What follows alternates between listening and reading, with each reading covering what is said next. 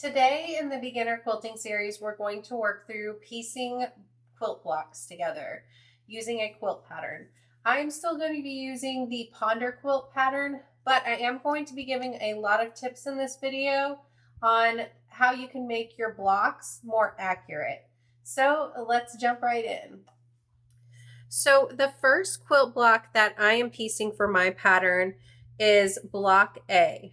And the pattern tells me that I'll need to piece together 12 of these blocks. For this block, I'm using that large focal print and then some little border strips that are going to go around it. Now, when you first start quilting, it's kind of confusing looking at these pieces because clearly this won't fit together or it looks like it won't fit together, right?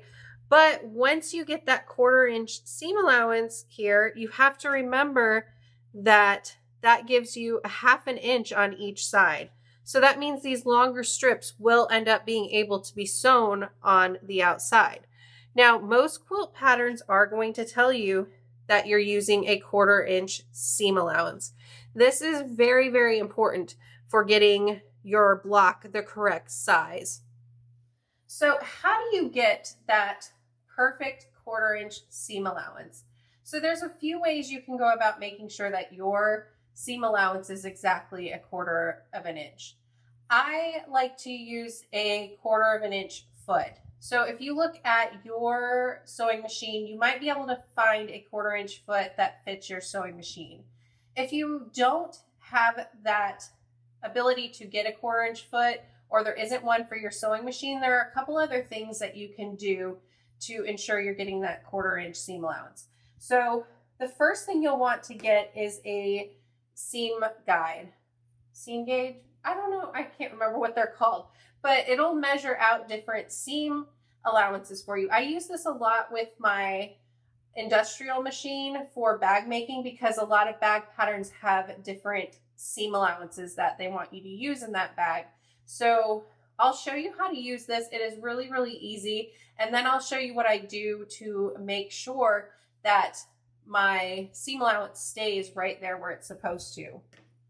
So there are two different things that I use to allow me to know where that seam is after I use this. I can put washi tape on my machine where my seam allowance guide is, or there is a magnetic seam guide that you can use.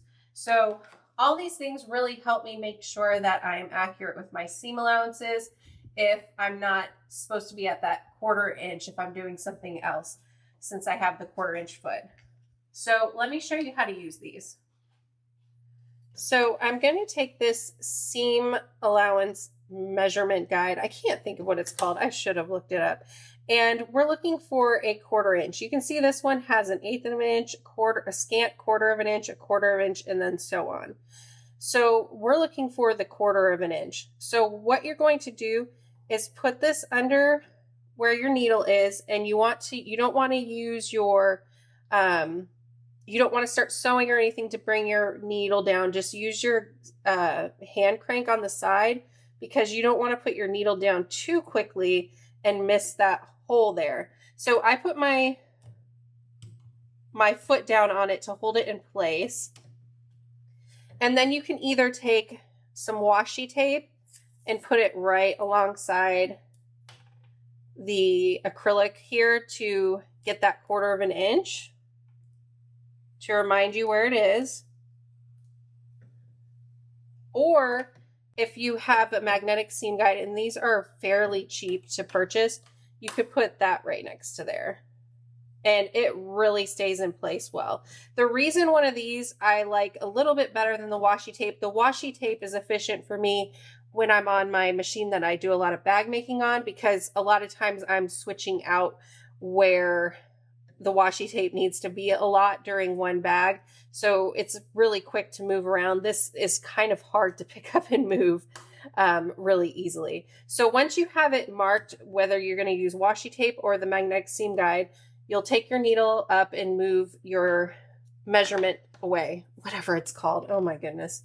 And now you have either the washi tape in place or the magnetic guide. So let me show you how this helps you. So for my pattern, the first sewing that I'm going to be doing is with the shorter border strip on the large focal block. I'm going to lay them right sides together, and you could pin this if you needed to hold it in place for you, but I'm going to lay them right sides together, and I'm making sure that it's lined up perfectly along all sides. So you can see the border strip is lined up with the green background along all sides.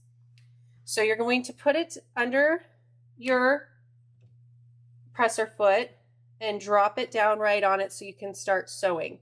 You'll keep your fabric right up against the edge of that magnetic seam guide, or if you have a 1/4 inch foot, you can keep it right up against the edge of that, or if you have the washi tape, leave it lined up right there. But then you'll just sew across. And that magnetic seam guide will kind of make sure your fabric stays in the right place.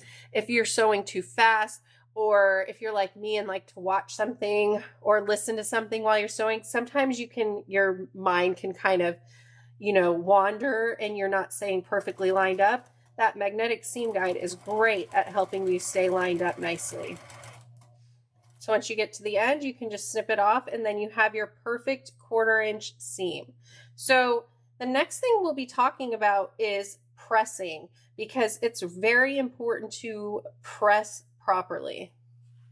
Okay, so I've sewn my first strip onto this block, and now I need to take a look at how I'm going to press this.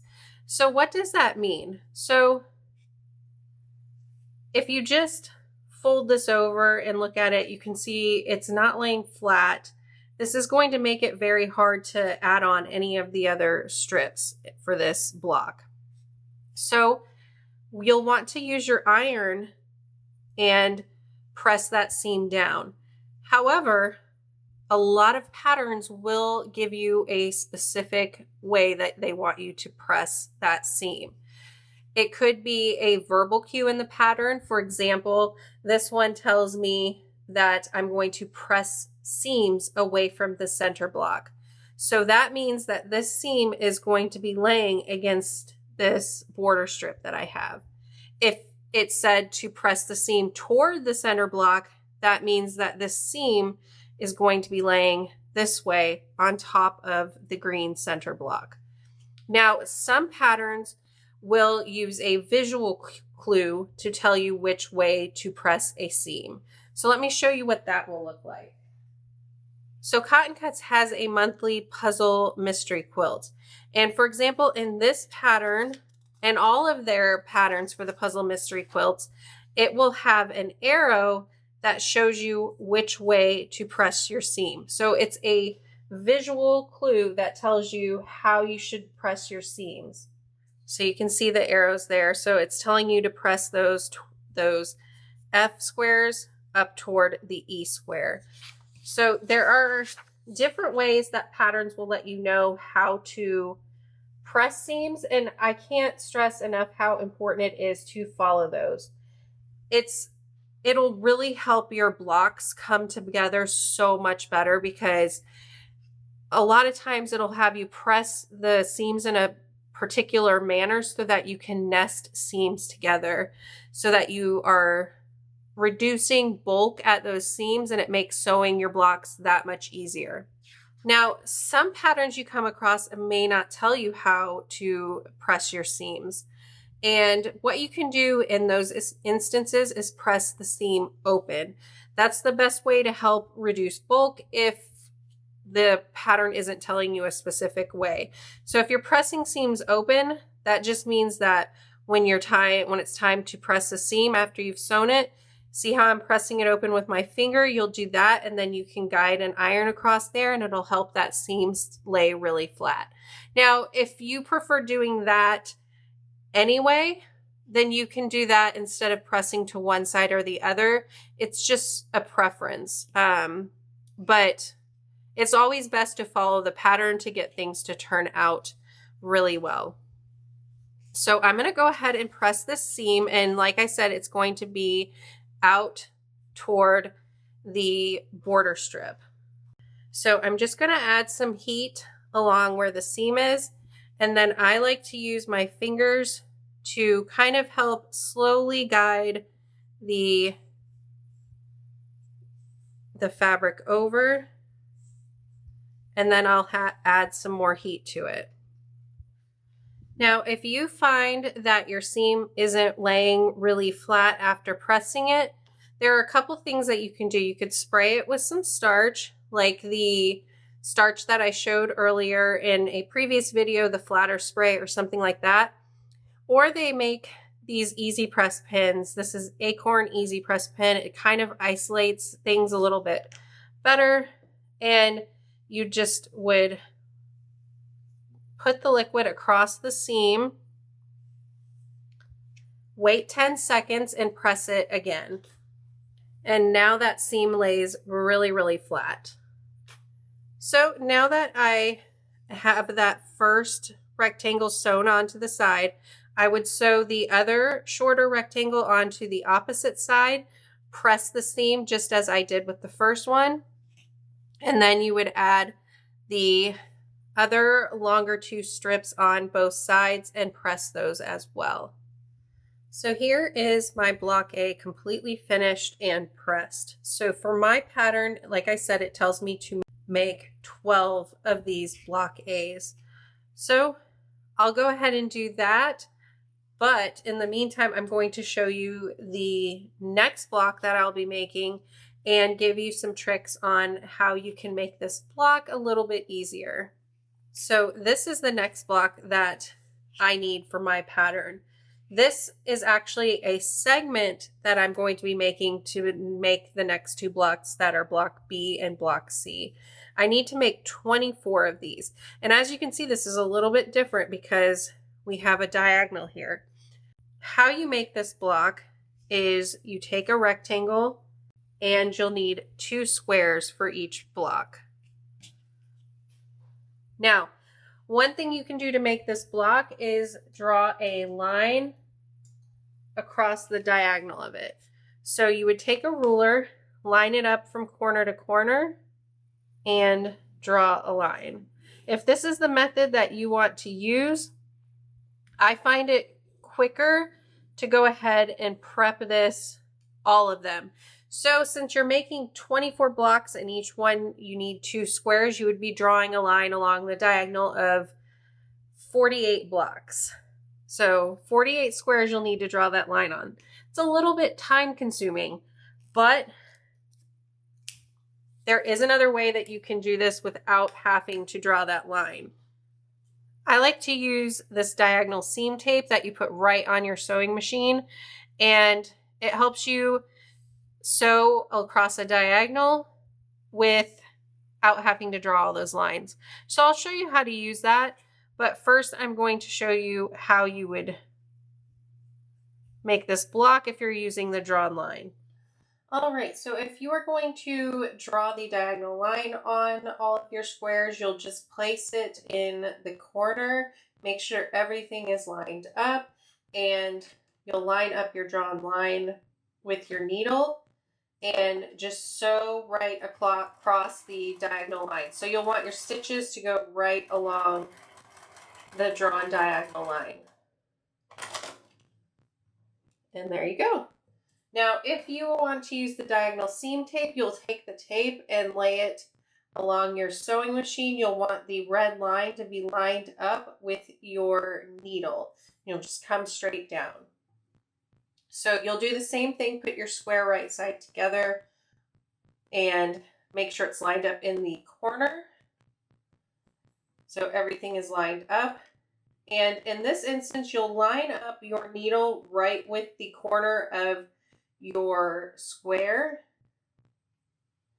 And you'll take the other end, the other opposite corner across the diagonal, and line it up with the red line on your diagonal seam tape. Now, this is the trickiest part when you are sewing. Instead of watching your needle or somewhere up here, you'll want to watch that corner and make sure it stays lined up with the red line. And there you go. So this method will definitely be a lot easier for you in the sense that you won't have to draw that diagonal line. You can just use your diagonal seam tape. All right, so once you have that line of stitches sewn, when you fold this over to get that block, you would have a lot of fabric here. So to eliminate all that extra fabric, what you can do is trim off 1/4 of an inch away from your stitches. So my stitches are right along here. I have this 1/4 inch seam allowance here in the blue that makes it really easy to line that blue right up with the line of stitches. And then I just trim it off. So you do have a little bit of waste sometimes when you're doing these nice like dog ear or snowballed corners, but this is a nice method for getting this nice and accurate. So I'm going to go ahead and trim the other one off since I have that done.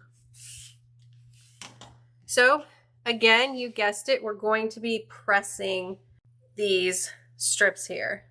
Now on my pattern, it suggests pressing these seams open. Like I said, it's because you could get a lot of bulk in here with all these seams coming together. So to press these open, I like to first finger press the seam open and then add heat.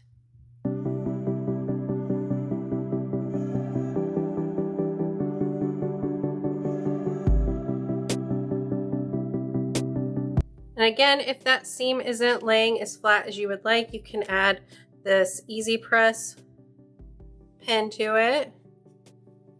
I'm going to add it on both sides of the seam since this seam is pressed open. Wait a few seconds and then I'll press again.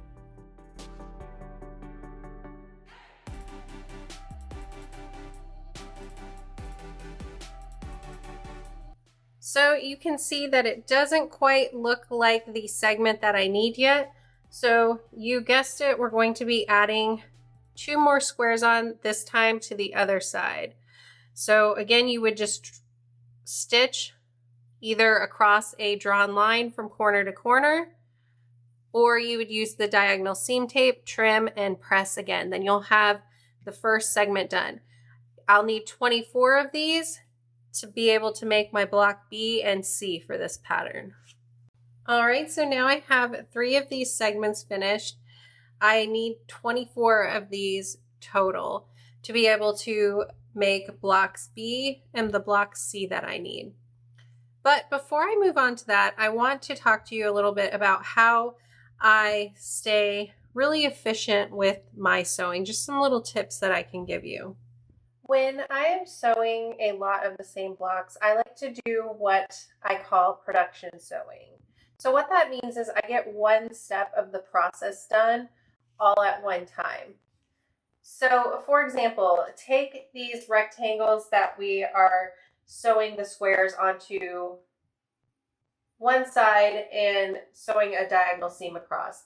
I'll take these over to the sewing machine and sew all 24 of one side on at one time, and then I will take them and trim off the corner on all of them and press them open, and I'll get all 24 done at each step.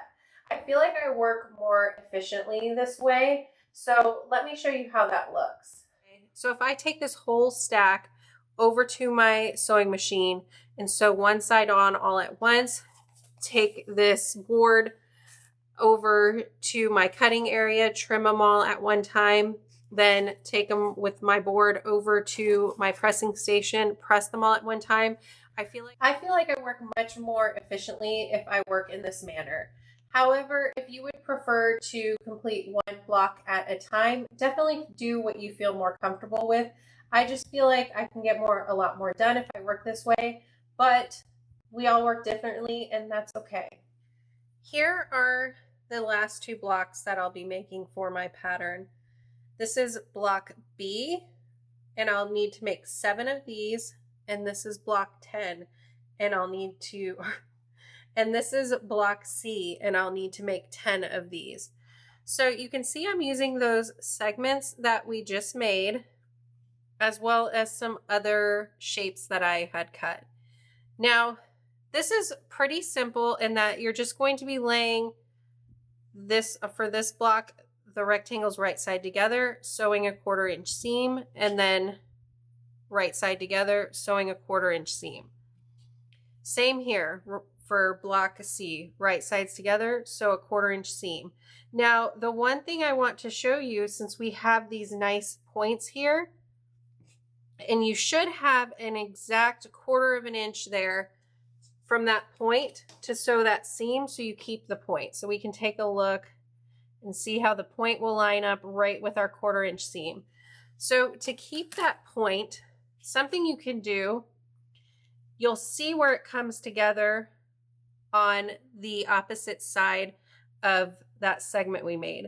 If you put a pin through there, line up your fabric,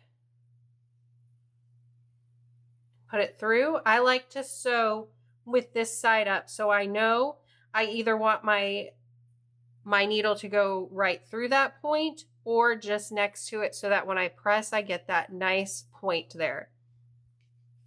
So I'll do the same on the other. I'll put them right sides together. And then I want to make sure I have this side up where I'm sewing so that I can make sure that I don't sew on the other side of that point there. I either want to sew right on it, right next to it, or right inside of it so that I can keep that nice point.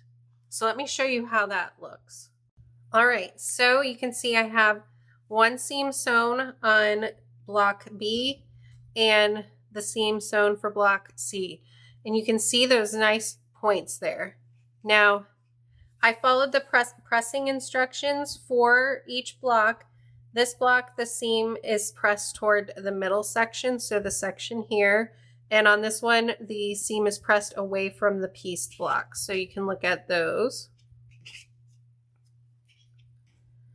And if you see my stitches, they are right at that point. So I wasn't on top of the pink or any of that for those stitches, and I was able to get the point there. Okay, so here's how my 3 blocks look that are needed to piece together my quilt top. So I have block A, block B, and block C. My pattern tells me how many of each block I need to make to put the quilt together. To assemble my quilt, I'll also need these squares that I already have cut. And I also have border strips if you remember from my cutting video. So I am going to work on getting all of my blocks finished, and then in the next video I will show you how to piece all of the blocks together into a finished quilt top. So I'll see you in the next video. Bye!